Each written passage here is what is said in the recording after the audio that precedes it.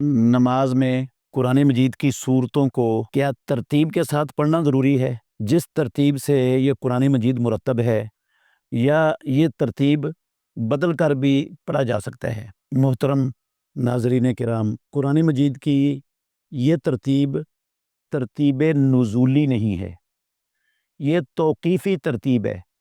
जैसे अल्लाह रब्बुल आलमीन ने चाहा, अपने नबी मुहम्मदुर रसूलुल्लाह सल्लल्लाहु अलैहि वसल्लम को हुक्म दे दिया, तो ये कुरान मजीद की तरतीब अल्लाह के हुक्म से अल्लाह के नबी ने सहाबा रिज़वानुल्लाह अलैहिम अजमईन से लगवा दी। इसमें किसी का भी कोई अमल दखल नहीं है, ये तरतीब तौक़ीफ़ी है और जैसे अल्लाह ने कहा वैसे ही तरतीब इसकी बनी हुई है। सूरह फातिहा सबसे पहले और सूरह वन्नास सबसे आखिर में। अब नमाज में इसी तरतीब के साथ, जिस तरह ये तौक़ीफ़ी तरतीब कुरान मजीद में है, अगर कोई पढ़ता है तो ठीक है, पढ़ सकता है, अफ़ज़ल है, बेहतर है और औला है। लेकिन अगर तरतीब बदल जाए तो कोई हर्ज नहीं है, इसमें कोई कबाहत नहीं है। खुद रसूल मुकर्रम सल्लल्लाहु अलैहि वसल्लम ने नमाज में सूरतों को तरतीब बदल कर पढ़ा है। सही मुस्लिम शरीफ हदीस नंबर 772, जो इंटरनेशनल नंबर हैं सही मुस्लिम के, उसके एतबार से हज़रत हुज़ैफ़ा इब्नुल यमान रज़ी अल्लाह ताला अन्हु कहते हैं कि एक रात में रसूलुल्लाह सल्लल्लाहु अलैहि वसल्लम के पास आया। ये हदीस मुस्नद इमाम अहमद में भी है, उसमें है कि रमज़ानुल मुबारक की रात थी। तो रसूल मुकर्रम सल्लल्लाहु अलैहि वसल्लम ने सूरह बकरा की तिलावत शुरू की। मैंने कहा कि एक आयत पढ़कर आप सूरत को 100 आयत पढ़कर आप ख़त्म कर देंगे। आपने सारी सूरत पढ़ दी। फिर आपने सूरह बकरा मुकम्मल पढ़ने के बाद सूरह निसा की तिलावत शुरू कर दी और वो भी मुकम्मल पढ़ दी। फिर आप सल्लल्लाहु अलैहि वसल्लम ने सूरह निसा पढ़ने के बाद सूरह आले इमरान की तिलावत शुरू कर दी और वो भी मुकम्मल कर दी। अब आप देखें, सूरह आले इमरान कुरान मजीद की तरतीब में पहले है और निसा ये सूरह आले इमरान के बाद है।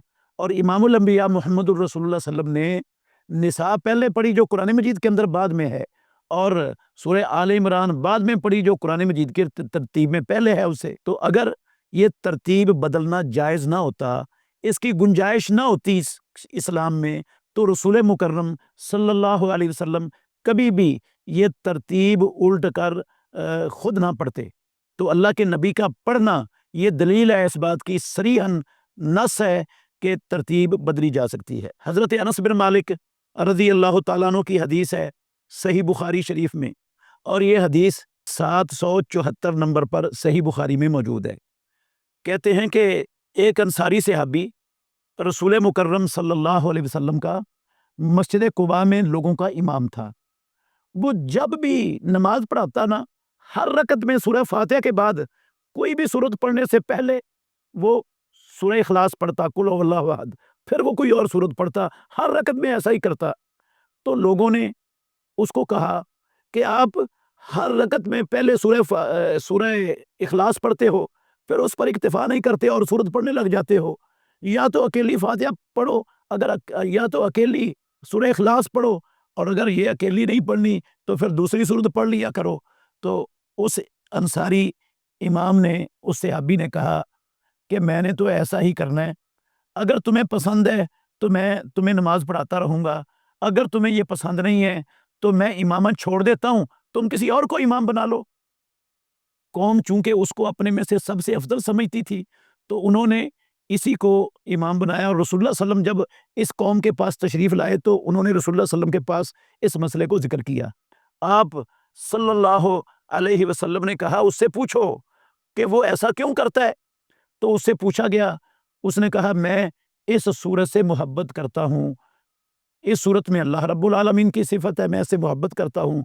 तो रसूल मुकर्रम सल्लल्लाहु अलैहि वसल्लम ने कहा, उसे बताओ कि अल्लाह रब्ब इस हुब्बो का इय्याहा अदखलकल जन्नता, तेरा इस सूरत के साथ मोहब्बत करना, तेरे इस अमल ने तुझे जन्नत में दाखिल कर दिया, जन्नत में दाखिल कर देगा ये अमल। तो रसूल मुकर्रम सल्लल्लाहु अलैहि वसल्लम ने इस सहाबी को ऐसा करने से मना ही नहीं किया। अब ये तरतीब बदल के पढ़ता था, अल्लाह के नबी के इल्म में आया है और प्यारे पैगंबर ने मना नहीं किया उसको, बल्कि फ़ज़ीलत बता दी है कि जो ऐसा करता है उसको ये सूरत जन्नत में दाखिल कर देगी, इसके साथ मोहब्बत करना। तो ये सही बुखारी शरीफ की हदीस है। अब ये تو نہیں نا مطلب اس کا ہو سکتا کہ وہ ہر نماز میں سورہ اخلاص کے بعد وہ آخری والی 2 صورتیں پڑھتا تھا، ساری نمازوں میں اس کا یہ معمول تھا۔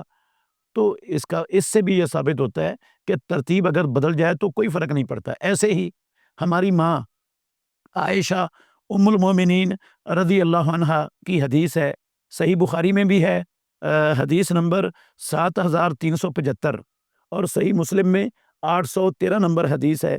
وہ کہتی ہیں کہ رسول مکرم صلی اللہ علیہ وسلم نے کسی صحابی کو ایک لشکر کا امیر بنایا، تو وہ ان کو نماز پڑھاتا تھا، تو جب بھی نماز پڑھاتا تھا نا ہر رکعت میں وہ قرآن مجید کی کوئی سورت پڑھنے کے بعد آخر میں قل هو اللہ ضرور پڑھتا تھا۔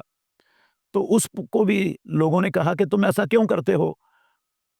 تو اس نے کہا میں نے تو ایسا ہی کرنا ہے۔ رسول مکرم صلی اللہ علیہ وآلہ وسلم کے پاس انہوں نے آ کر اس کا تذکرہ کیا، تو آپ نے پوچھا کہ اس سے پوچھو وہ ایسا کیوں کرتا ہے؟ تو اس سے جب پوچھا گیا اس نے کہا کہ اس میں صفت الرحمن ہے، اللہ کی رحمان کی صفت ہے، اور انا احب ان اقرا بہا، میں رحمان کی صفت کو پڑھنا پسند کرتا ہوں۔ تو رسول مکرم صلی اللہ علیہ وسلم نے فرمایا اخبروہ ان اللہ یحبہ، اسے بتا دو کہ اللہ رب العالمین بھی اس بندے سے محبت کرتا ہے۔ تو یہ بھی ترتیب بدل کے پڑھ رہا ہے، پہلے یہ کوئی اور صورت پڑھتا ہے، پھر سورہ اخلاص پڑھتا ہے، پھر اگلی میں کوئی اور صورت پڑھتا ہے، پھر اخلاص پڑھتا ہے، اور فاتحہ بھی ہر رکعت میں پڑھتا ہے وہ بھی، تو یہ ترتیب تو بدل جاتی ہے۔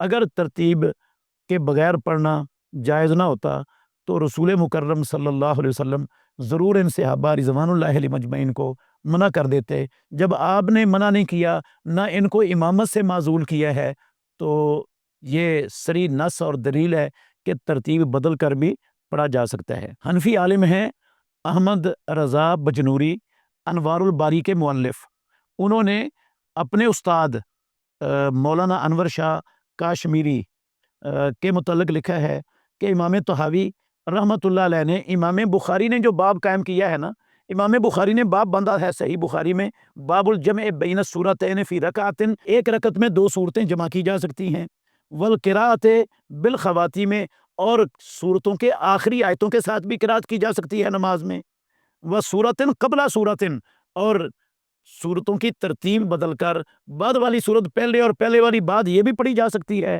باب اول صورت، اور ہر صورت کی ابتدا سے بھی آیتیں پڑھی جا سکتی ہیں۔